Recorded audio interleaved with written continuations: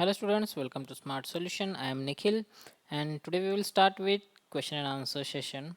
So welcome to the lecture on class 9th Economics, chapter number 2, People as Resource. Okay, so as discussed earlier, whenever we get some good amount of time, we will also cover the question and answers based on the chapter.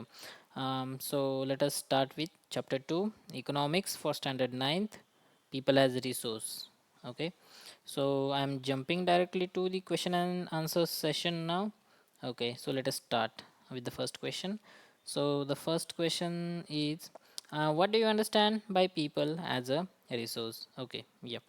We know that people of any country could be a asset, could be a liability, but if people they are given good skills, their health is in good shape or good health if the people have, then with the skills the people can contribute to the self development as well as development of the society or nation.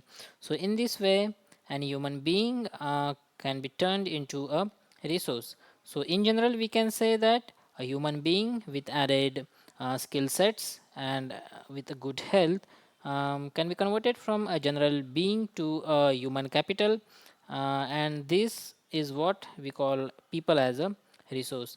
But one important thing mentioning over here is important that unlike other resources which could not develop themselves, a human resource is the resource which could develop himself to the great extent, and also he can help development of other resources as well. So this is the major difference between human as a resource or people as a resource and other resources, which differentiates between the type of resources. As compared to all the resources available in the nature, human resource is the most important and most precious resource. Okay, um, so that is the answer of question number 1. Okay, so now let us start with question number 2. How is human resource different from other resources like land and physical capital? Okay, so the answer to this question. So there are different resources in the nature like land, physical capital, and so on. So if we compare land or physical resources with human resources, so the major difference lies that human resources or human resource is a resource which can develop himself, and when a normal human being is added with some skills with a good health or physics, so this resources has a potential to uplift himself and also contribute to the development of society. So in general we can say that other resources like land, land is a resource but it cannot develop itself by its own, it cannot develop. Similarly any of the physical capital, basically money or any of the assets, say for example a building, so they are of use to us but again they are unable to develop themselves. But now if you compare a human as a resource or human being, so human being has a capacity to gain, acquire knowledge, acquire different skills, and thereby adding knowledge, and further he can uplift himself. Also he can make use of different resources, he can develop new resources, new resources. So for example in earlier days, during very early period, crude oil you can say was not a resource, right? It was somewhere hidden below the earth, but it could not come up itself and say that, "Hey, see, I am a resource. Why don't you use me? I can fuel your car," right? So that was not the thing. It was the human being who discovered oil deep into the ground, and then human being found a way to lift it up onto the surface, and then found an application for this oil, right?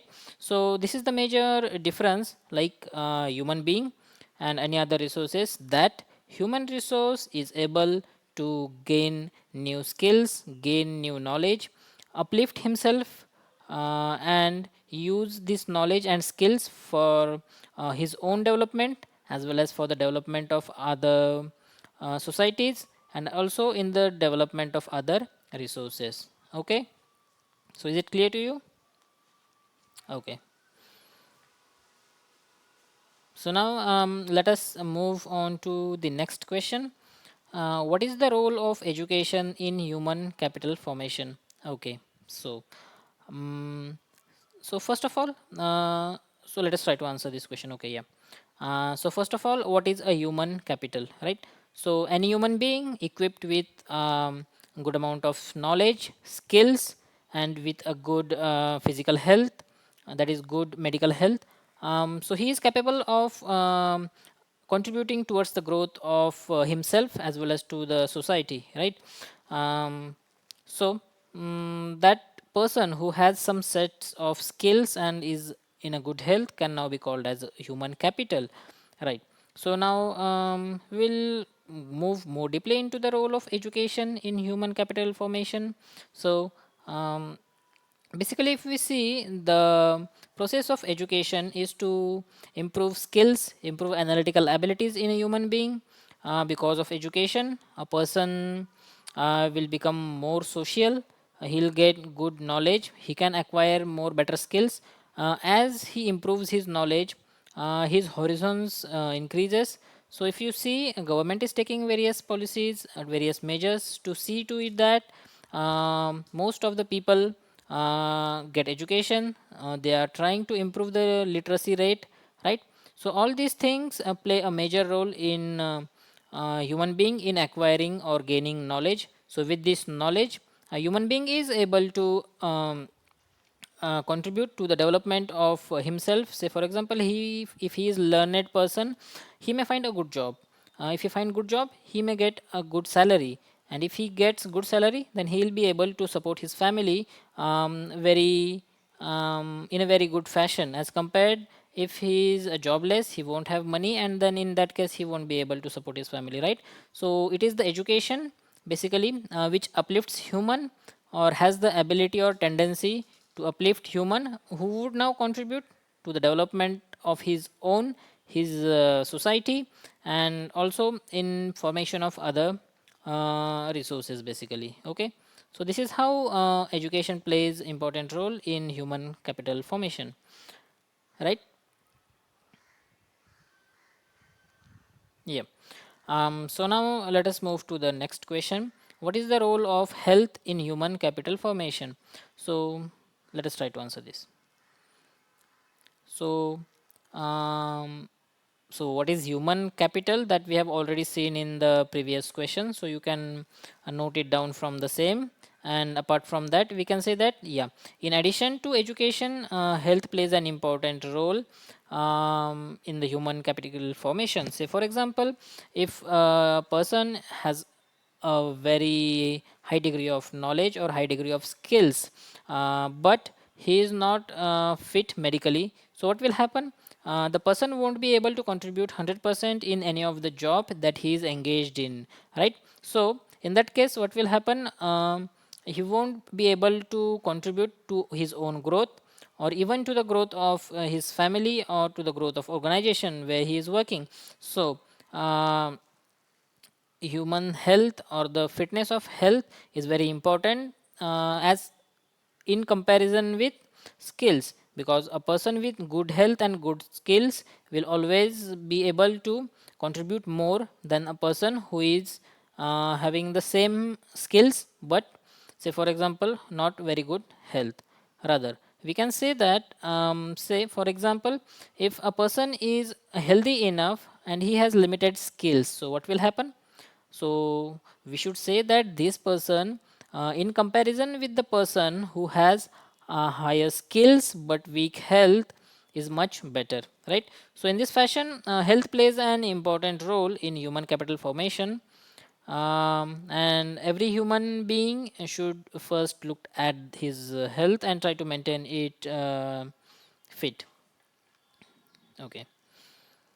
So what part does health play in individuals' working life? Yeah, so this is the next question. What part does health plays in individuals' working life? So I think we have already discussed this in question number 4, but let us try to answer it once again. Yeah. So the answer to question number 5, what part does health play in individuals' working life? So health plays an important role in individuals working life.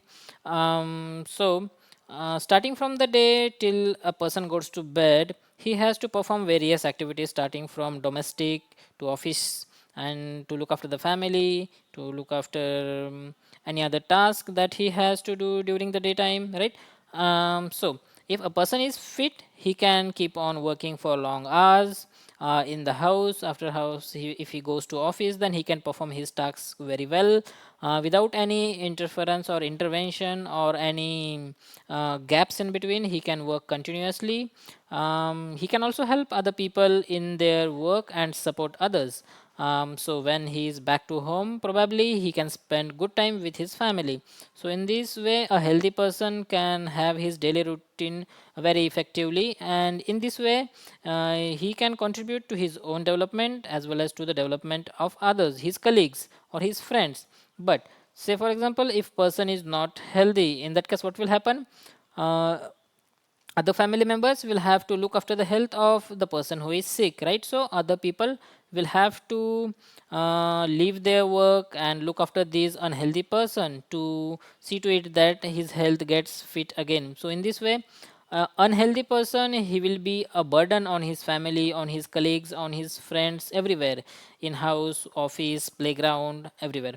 So he won't be able to perform all the activities with his 100% energy.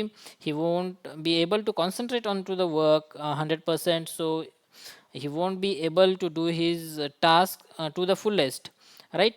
So in spite being very skillful, very knowledgeable, he won't be able to apply or use his knowledge because of his ill health, right? Because he would be continuously busy with taking care of his health, and might be it could disturb his daily routines to a large extent. So in this way, health is very important to maintain, and a healthy person can have a very good day. So we can say that health plays an important, rather a very important role in our working or day-to-day life. Yep. So the question number 6: what are various activities undertaken in the primary sector, secondary sector, and tertiary sector? Okay. Yeah. So all the activities related to the extraction of resources from nature, they primarily fall under a primary activity. So few examples: agriculture. So we get crop from agriculture. So it means we are extracting food grains from agriculture. Agriculture also includes livestock rearing. Say for example, we may rear sheep, cows, buffaloes, camels, hens, and so on. And they also provide us with milk, herds, wool, eggs, and so on. So all these things that we get from nature, they are known as the activities basically that involve extraction of resources from nature is known as primary activity. Um, so mining, yeah, one of the important example is mining, in which again falls under primary sector. Why? Because we get different ores from the earth's crust, right? So what we are doing is we are directly extracting raw materials from nature. So any activity which involves extraction of raw material from nature is known as primary activity, and the sector which performs this activity is known as primary sector. Good. So now secondary sector. So the processes, all the processes that are done on the natural resources that are obtained from primary sector are known as secondary activities, and the sector that performs these activities is known as secondary sector. So if you see all the manufacturing activities, they fall under the category of secondary sector. So take an example of a car. Say for example, if you want to manufacture a car, so in that case all the raw materials, say for example all the iron, aluminium, plastic, glass, all those stuffs. Where it will come from? It will come from primary sector. Then we can give the required shape to these resources. Say for example, if we have aluminium, we can make a door out of it. If we have glass, we can make a window glass or the front glass. If we have plastic, we can make the internal parts of the car. So in this fashion, all the primary uh, resources, all the resources that are obtained from primary sector are now manufactured or converted into the products by the secondary sector, right? So all the activities of conversion of resources into the product, this is known as secondary activities, and the sector is known as secondary sector. Now the tertiary sector, so all the activities of supporting basically to primary sector and secondary sector. So all the activities which support primary sector and secondary sector, they are known as tertiary activities, and the sector which perform these activities is known as tertiary sector. Okay, so if we see transportation, insurance, banking, so all these activities, they fall under tertiary sector. So if you take the example of transportation, so in primary sector, transportation is required to transport mined products or agricultural products from one place to another. Similarly, in the secondary activities or secondary sector also, we need transportation to transport products from factory to the customers. So in this way, um, tertiary activity basically supports primary and secondary activities or sectors, right? So hope this is clear. So during writing answer to these questions, what you should do, you should write a definition, the information about primary sector, secondary sector, tertiary sector, and at least give one or two examples of this. If you can illustrate the example further, that should be an addition, or that will really give you good marks in examination. So please try to do that as well if you have a good quantum of time in examinations. Yeah. So now let us move to the next question. The question number 7. What is difference between economic activities and non-economic activities? Okay. Yeah. So all the activities in economics are classified as economic activities and non-economic activities. So all the activities which are done with the hope of gaining some profit, they are known as economic activities. And all the activities which are not done for gaining the profit, rather they are done with some other motive, they are known as non-economic activities.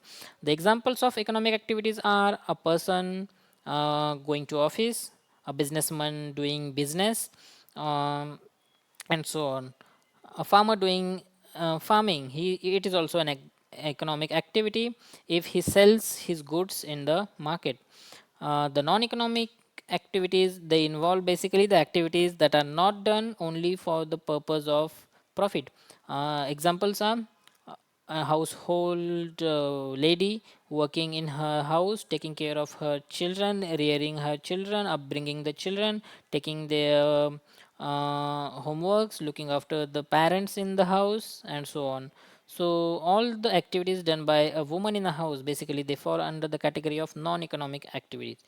Also, if you take the example of a farmer producing any crop, but for his own consumption and not for selling in the market. So this activity also again now fall into the category of non-economic activities. Okay. So clear enough, economic activities done for gaining profit, non-economic activities done for not gaining the profit rather. Yeah.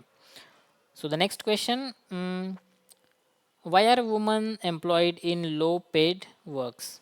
Yeah. So basically, if you see, in a society where we live, still male dominate the society. If you see the literacy rate, approximately 16% literacy rate is more in male as compared to women, right? So we can say that there is an literacy gap between men and women. Also sometime it may happen that women don't acquire the skills to that of man, so that could be the second point. And third point, could be like women basically they don't basically compete with the men, but they should compete with the men to get to their shoulders. So these basically are the things. Because of these things, any of the organization, you can say, is not ready to pay to women as much as to men, right? One more thing I would like to add here: some of the women who has gained skills to that of men are now gaining or getting salaries at par with men, right? But these are the basically things which contributes to the woman employment at low paid works, right? Yeah, one more point I would like to add, that see, a woman, she cannot give full time to the work only. She also has to look after the household activities. So she basically has to have a balance between her personal life, family life, and the professional life, right? So, so it may sometime happen that a woman is unable to give a good amount of time, rather she want flexibility. So because of her flexibility requirements, company may say that no, we cannot offer you the salary at par, so you have to adjust somewhere, right? So this could also be one of the reason. Yeah, and if you have any other points, you can also add to the list and complete your answer. The next question is, how will you explain the term unemployment? Okay. So we know, we have studied this, that unemployment means a person who has got enough skills, who is capable of doing work, who has motive of doing work, who has desire of doing work, and rather the one, what we can say, so three major points, huh? One, he is capable of doing work, he has got good skills, and he has interest, or he also has desire of doing work, but in spite of this a person is unable to get any job as per his interest. So the situation of not able to get job, in such situations this could be called as unemployment. Okay. So again, three major things: a person who has required skill sets, has a desire, and has good well-being or physical well-being, but still unable to get job, that is known as unemployment. So difference between disguised unemployment and seasonal employment. Yeah. So disguised unemployment, basically it is related to the agricultural field, where more than a required number of laborers are employed for doing a particular task. So that is counted under disguised unemployment. So what it means is that, say for example, if you have a farmer who has five members in their family, he has got a land in which only three members can sufficiently do the all the tasks, but instead they all five work in the same field unnecessarily. So such type of unemployment, here we do see that all five are employed, but truly speaking, the work is only of three men or three women, right? So the extra two, they are just working, that is sharing the work of other people.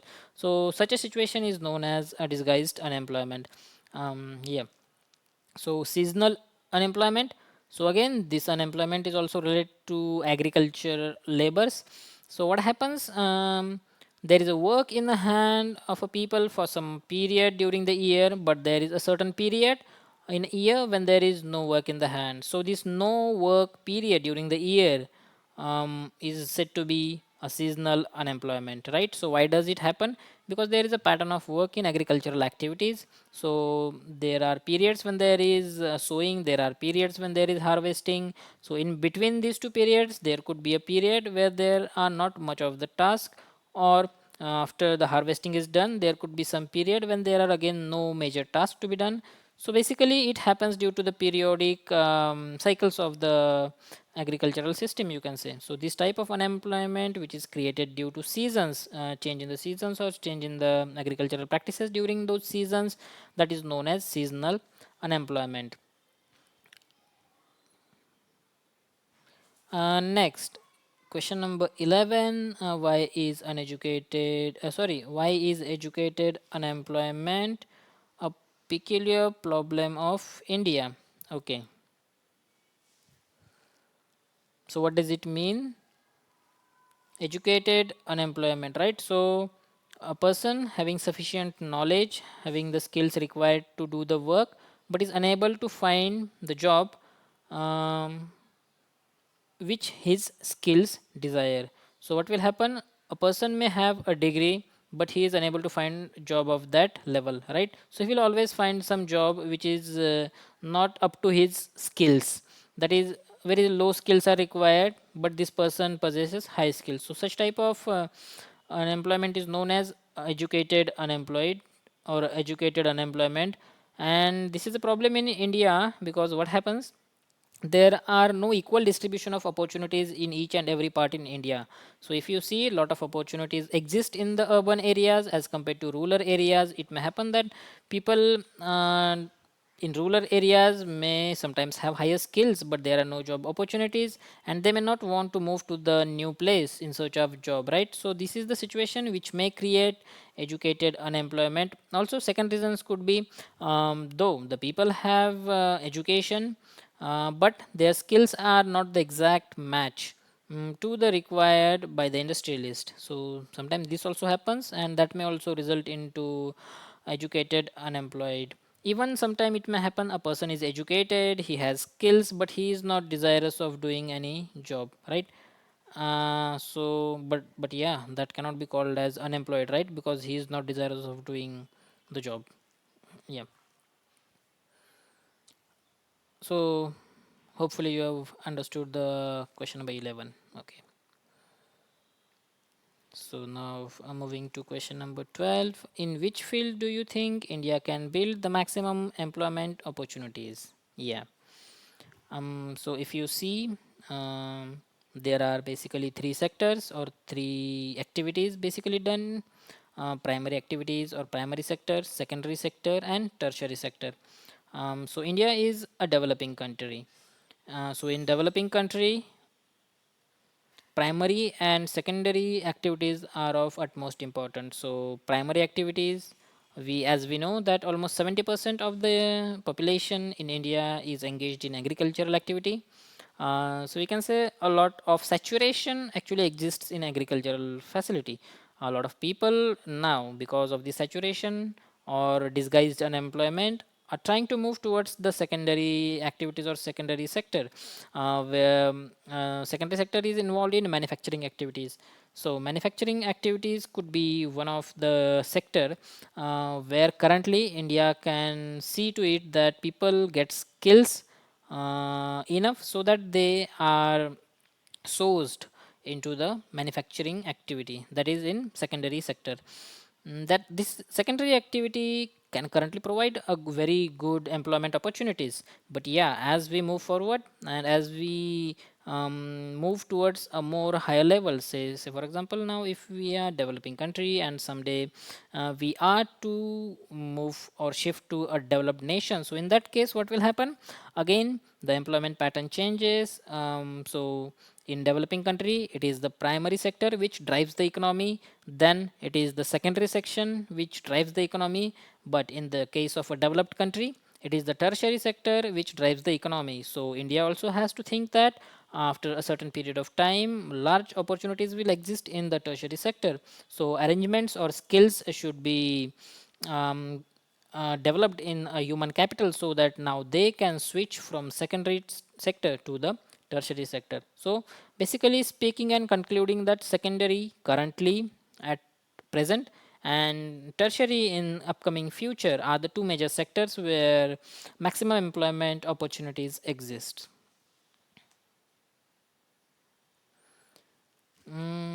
Yeah, so can you suggest some measures in the education system to mitigate the problem of educated unemployment?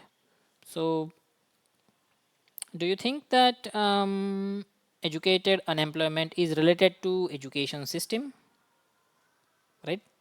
So that is what this question is asking us. So let us try to answer it. So what happens?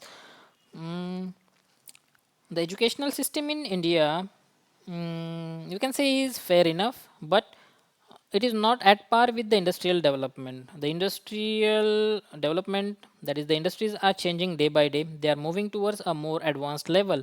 More technicalities are coming into picture. More automation is being done, but the educational system is unable to impart such skills into the employees or the students basically. So more of educational system should go with industrial partners to train the employees during their very early phase. They should be given they should be given industrial visits to see what the progress is industry is doing.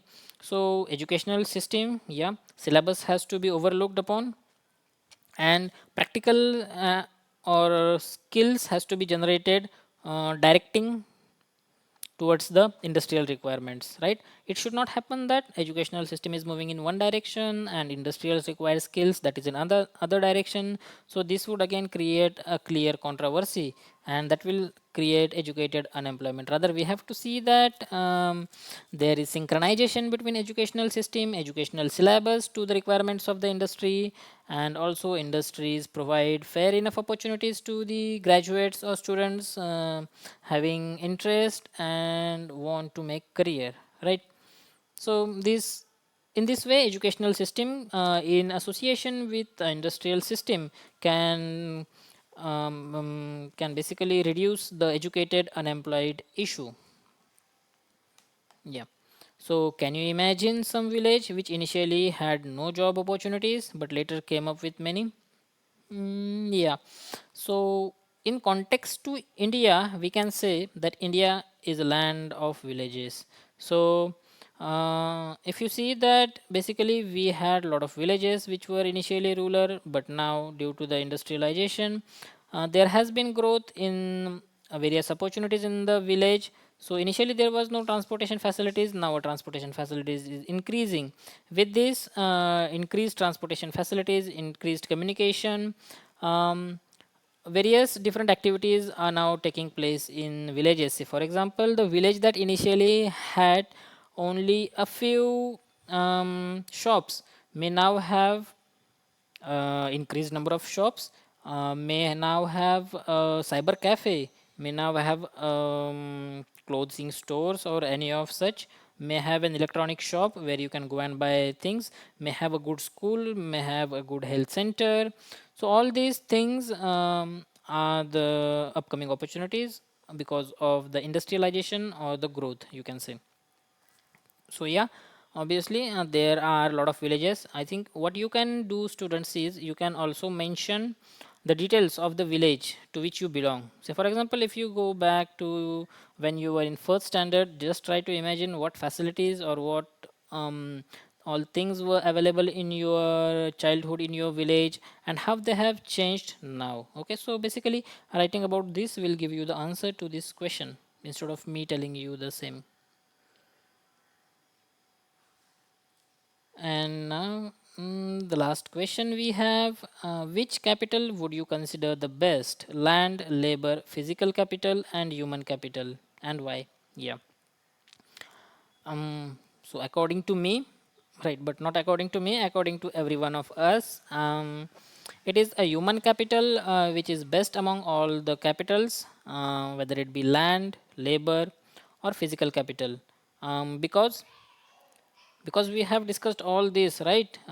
You already know that, but yeah, still because human capital or human being is a resource who has the ability to acquire new skills, to get very high skill sets, to acquire knowledge, to apply knowledge for his own growth, also for the growth of society. In addition,